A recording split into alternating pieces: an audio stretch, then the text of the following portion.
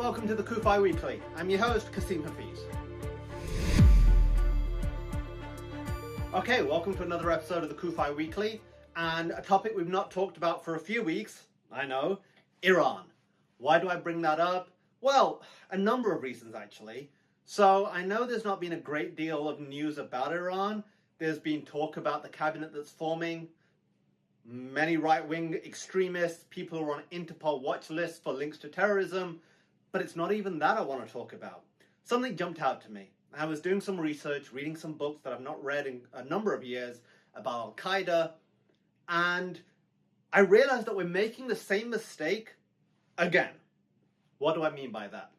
So during the 90s, intelligence was emerging that Osama bin Laden was forming this organization with his deputies, which had a bullseye firmly focused on America.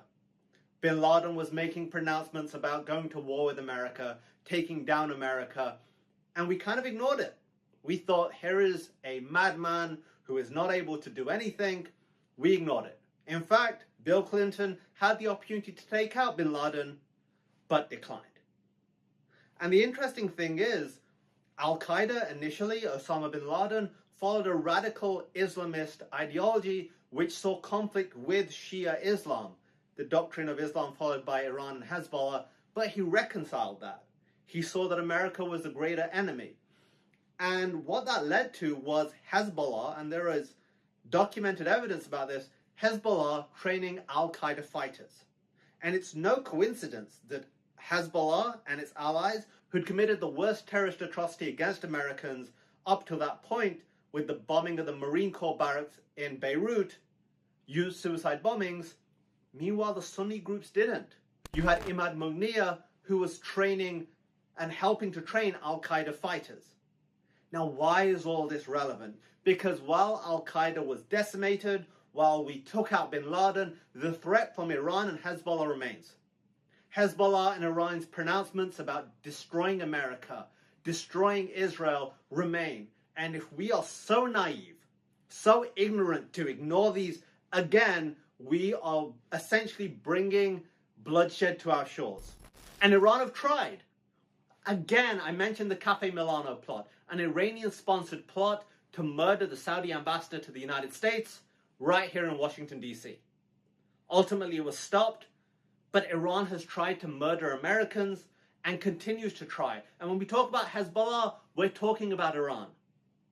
For so many in the leadership of this country, they dismiss Iran. Their apocalyptic fantasies, their cause to destroy Israel, their chance of death to America. How many times have you seen these explained away? These are just fanatics. We said the same thing about Al-Qaeda. And what did that lead to? The death of thousands of Americans. And what happened on 9/11 didn't happen in isolation. You had the bombings in Saudi Arabia, the Khobar Towers. You had Black Hawk Down in Somalia. You had the USS Cole, Nairobi, Tanzania, the embassy bombings. Similarly, with Hezbollah and Iran, their bloodshed, their fingerprints of terror predate that of Al-Qaeda, yet we're still not taking this threat seriously enough. We're still talking to Iran. We're still allowing Iran on the path to nuclear weapons. We need strength.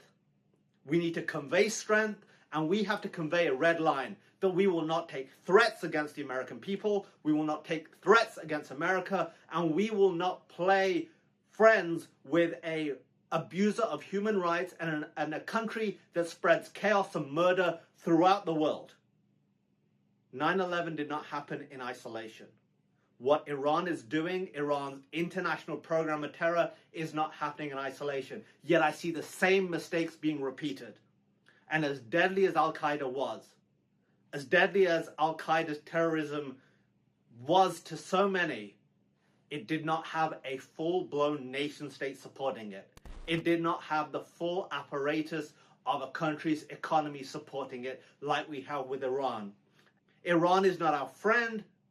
Iran is not a good regional partner.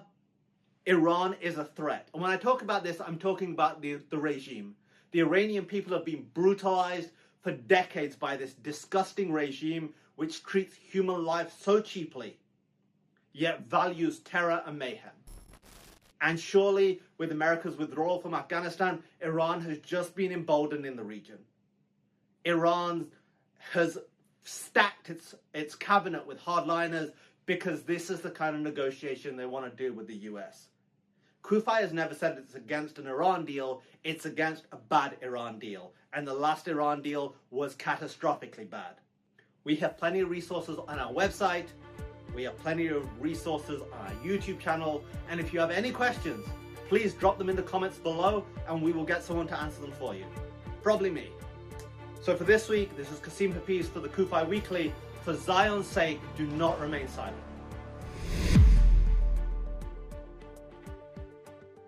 Thanks for checking out today's episode of CUFI Weekly. If you enjoyed this episode and want to stay up to date with the latest news from the Middle East along with topics involving US-Israel relations, please be sure to like and subscribe. And remember to click that notification button so that you are notified every time a new show is uploaded.